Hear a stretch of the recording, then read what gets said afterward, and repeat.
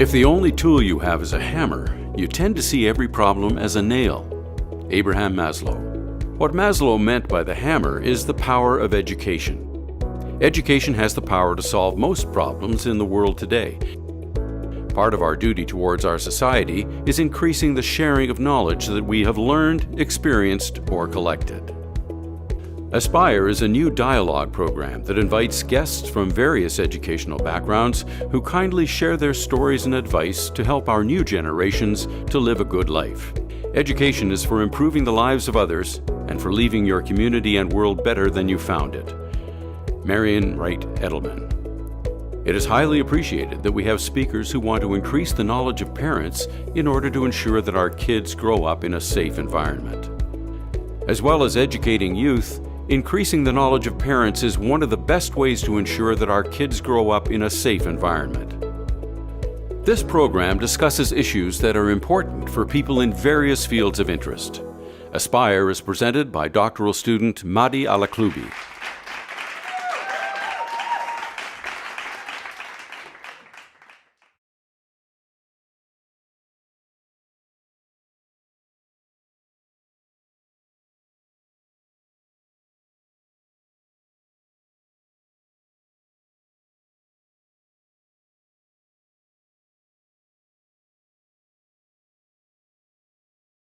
Please welcome Mr. Al-Bahari. Mr. Al-Bahari, thank you so much for accepting our invitation tonight. Thank you very much for having me with you. So tonight we're going to talk about leadership in crisis, human resource management, and information security. So I would like to know how leaders handle a crisis to reduce their workplace anxiety. Yes, that's very interesting questions, because if you ask me about leaders and their roles in crisis, I would take it, for the industry itself, because crisis is different from one industry to the others. Mm-hmm. But if you are talking about their roles in general, in handling and management crisis, it's been like 20 years now that crisis management has been introduced to the science. Wow. Now it's a big study and big researches happen in the crisis management now. Exactly. And crisis management is mainly how to handle and manage the crisis in the time of crisis.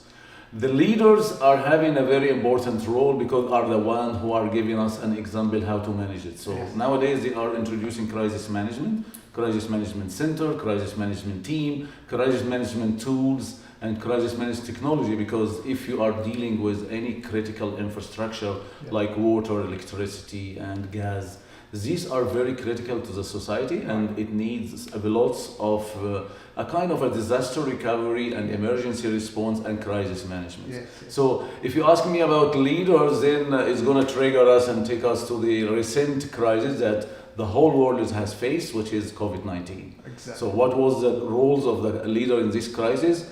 During the COVID-19, because it's something happened all of the sudden, there are some leaders who succeed to, take their people and in order to pass this crisis, Mm-hmm. and some other were struggling because they were not ready. Yeah. They were not having any crisis management, center or crisis management planning and crisis management, preparations. Mm-hmm. If I say preparation, because there is a preparedness before anything that can happen. People are proactive, people are reactive. If you ask me about leaders are always proactive. They know what they are doing, and they always put in their consideration things that it has to happen during crisis.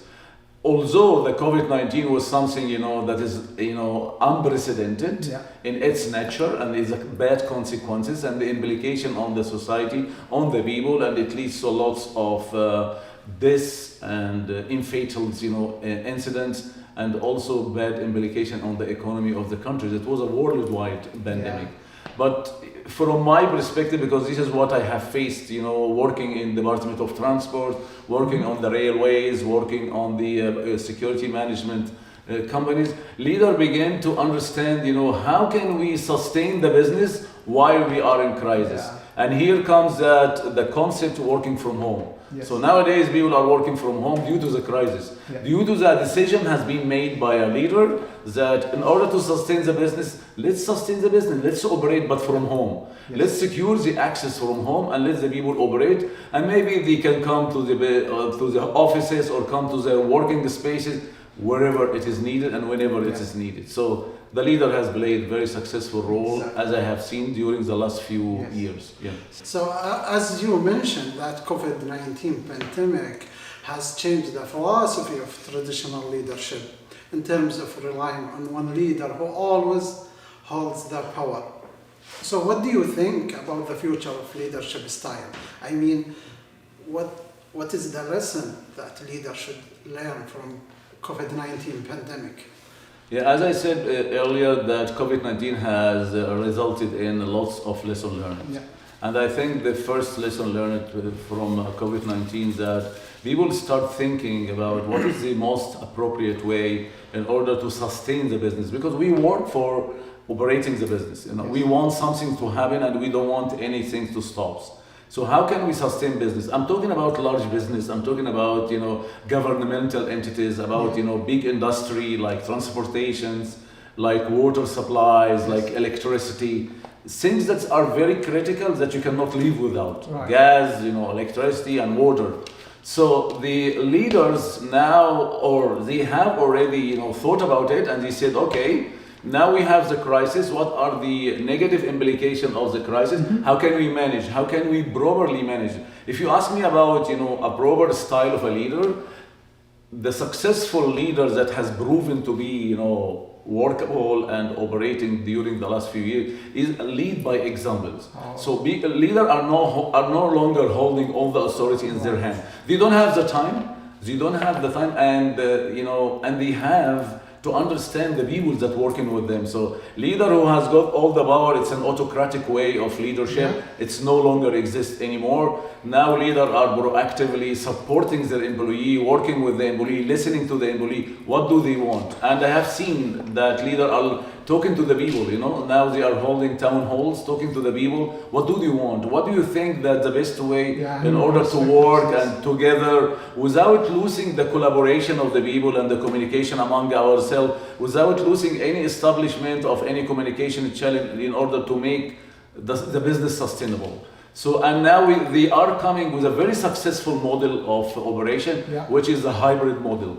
I will go to the office whenever it's needed. We will go to the office when there is a workshop or when there is a webinar or there is a town hall or there is a leader who wants to see all the people without any medical implications. That's what they learned from COVID-19. That's what they learned from COVID-19. Okay, now some of the companies say, oh, why should I have these big offices if the people can work from home and they can save the time of commuting? I knew it myself. I was working in Toronto and people sometimes take 3 hours, 1 hour, 1.5 hour going, 1.5 hour coming back. Then they said, okay, I'm going to save you 3 hours a day. These 3 hours makes you more productive.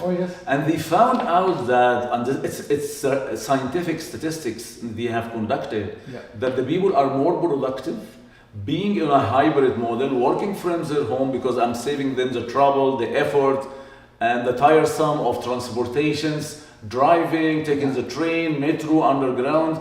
They work from home. They wake up in the morning, they do some activities, or they take their breakfast and start working and take a break and so forth. So this is the successful result of the leader facing the COVID-19, which is a crisis. Yes, exactly.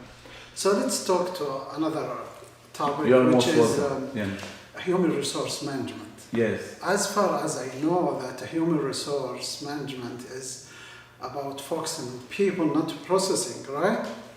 But some leaders use human resource as umbrella to challenge other workers. What is the right function of human resource management? Okay, I have myself, because I have been in the business for the last 25 years of my life, have seen the classical old-fashioned way of human resources, which was, as you said, you know, it's an umbrella for managing the people, who's coming, who's going, and have an HR file, and you want to monitor, you know, the people, and then send a report to the finance for the payroll system. This old style or old school is no longer exist nowadays. Now the human resource people are partners of the company. They call them HR partners, And their role has drastically changed in order to play an effective, proactive role in the organization. So right now, human resource, they are into training and development, because at the end of the day, they want to hire the right candidate for the right position. So there is an interactions between the HR and the hiring manager, the functional manager, the people inside the organization. What do I want? Yeah, I want an engineer. So what kind of engineer? Is a mechanical engineer? Is an electrical engineer? What is the job description? What is the job requirements? What is the qualification of this candidate? So there is a recruitment process and there is an onboarding process, and this also job title change and promotion process. So all these are, embedded with the training and awareness. So now the human resources are continuously working with the hiring manager in order to measure the performance of the employees and helping the hiring manager. And when I say hiring manager, it's the functional manager, the people in the ground, the people who are working in different business unit, engineering, technical support, IT, security, whatever it is. So these people, they need technical skills, or their employees, their subordinate, or the employee working with them, they need to raise their skills and level of understanding of what they are doing. So there is a technical, training, and there is also a general training. So HR is focusing on the HR, general training. So they want to train them because they want to educate them. They want them to reach out to the skills that is required by the mandatory requirement of the position. So HR role now is very critical. It's becoming, very vital for the improvement of the technical skill of the organization and measuring the effectiveness of the training and awareness, modules that they put and they set inside the organization itself. Not just only observe them. No, it's not observing them, it's not monitoring their performance for the sake of improvement of their operating skills. But not monitoring it as a police or a checkpoint, it's no longer there. So what is the acceptable style of HR that create value for our organization? The HR model that add value to the organization are the people who understand their positions and what are the requirements of the HR and working side by side as a partner of the functional manager inside, understanding their need and their requirement and bring them the right candidate in the right time, because sometimes nowadays if you look for the right candidate it might take a lot of time. But nowadays they have lots of skills. They go to the media, they go to the LinkedIn, they go to the work bullets. There is lots of job publishing, websites. They can pick up the right candidate and they can bring many and filter them and make a pre-interview before they bring them to the organization. So they have a very critical role to play, and they are working, as I said, engaged side by side by the functional managers. Let's talk about another area of your interest, which is information security. I know that data protection is a huge topic, but I'm going to focus on young people and social media these days. What is your message for young users on social media who share their personal information and small details for everyone? Yeah, so you first mentioned about information security. So information and security as a whole, its objective or function is to protect any critical information. So if we are considering this concept of information security, so what do we have in order to protect and how we are protecting this? So it is not only the child or the people, it is the people in general. What are the critical information that do we have in order to protect it? Whether we are being in our homes, in our school, in our university, when we are in a coffee shop, wherever we are. If you want to implicate that on the child, it's very critical, that, we know about privacy. What does it mean privacy? Nowadays, privacy has been introduced now recently during the last 5 or 6 years.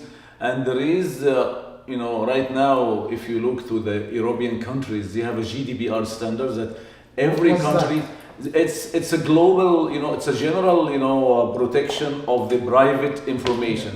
When I say private information, it's your name, it's private information, your birthday, your SIM card, your insurance, your address, anything belongs to you. They call it PII, personal identifiable information. So we have to protect it. And sometimes we voluntarily display it or give it to the people just like this. So I know that people sometimes, especially, the young children, they go and they download games and they need to put their information. Sometimes they put some financial information. So they ask your dad or their mother, give me your credit card, and they put the card and they save it because they don't want to bother themselves about putting the information again and again. So this is very critical, this is very dangerous, and they can endanger us also not only themselves, but their parents and their parents' financial, wealth. Yeah. So how can we protect them? Because nowadays it's very critical and it's very dangerous, and we have seen lots of internet crimes. Yeah, and people are always, and all of us are victims to many crimes that's happening every day. And there is something called ransomware, which is people asking for redemptions. They can take your information from your laptop, from your workstations, and they can then encrypt it and you cannot access, and they ask you for money, This is ransomware. There is also something called phishing attacks, which people send, fishy links through the emails, and some people, they are happy, open this attachment of the email or a text message. Oh, you win with us. Oh, there is a reward for you, or there is a package comes to you from UBS. They don't look into the address or the content of the email or the credibility of the signature of the transmitter of this email. We have to be very careful. But how can we protect our children? The first important thing is educating them, sitting with them, liaising with them, escorting them when they are doing something, in their private life. We have to be very close to them. And if needed be, we can bring someone to educate them about how to save their navigation through the internet and how they can protect themselves instead of voluntarily exposing their information to the others without knowing is it a credible source or not, And we have to control their access to the internet. We don't have to let them do whatever they want to do anytime they want to do. And nowadays it becomes, risky, dangerous, and there is lots of crime happen. Yeah. And many people were, victims of this kind of unethical, and behaviors. I wish school also provide programs for students to help them understand. There is. Sharing privacy. Yeah, there is. I see that with my children because I have two twin boys in the in the high school, and they came and they speak with me about information security, and they take them to the libraries. They just show them some videos speaking about crimes and internet. But even though whenever it comes to the games and the download of their games, they don't care, And sometimes they put my name, and I found some email coming. Why you put my name in this? So I'm always behind them in order to try to control and monitor what they are doing to some extent, because I don't want also to enforce something on them, then they can do it behind me, We have to be very transparent with them and educate them, We have to work also in their mindset and make them aware of the bad consequences if they go this way. Okay, how can we raise awareness about online child safety and security? You're being a friend of your child. Okay. It's very important. Talk to them about it. Oh yes. We have to be transparent, and the privacy standard has got 10 pillars. One of them is privacy. It's transparency, and the other one is openness. We have to be very open with them. Speak about it. Speak about how the people can harm the other. How the people this can lead to a crime. Sometimes there is a crime happens through the internet. People now dating and they go out and they can see some stranger, and when they meet with them, they can entrap them and put them in trouble. So I myself work on the IT and information security, and I talk to my children. And nowadays, because we talk too much about it, they want to become an information security specialist. So we have to talk to them. We have also to let them speak about the topics in the school. Yes. So sometimes they come from school and I speak, what did you learn in the school? What did they take you? Oh, they take us to the library, they take to the computer room, and they explain to us about this and that. Then when it comes to games, a specific game online, who you are playing with, because nowadays they play online with strangers. So you go to one game and they found XYZ of people and they don't know who they are and where they are, from which country, so things like this has to be monitored and controlled, Thank you so much, Mr. Al-Bahari. Thank you very That much was for having me amazing. and nice meeting you. Thank you. Have a good night. Thank you. You too. Thank you.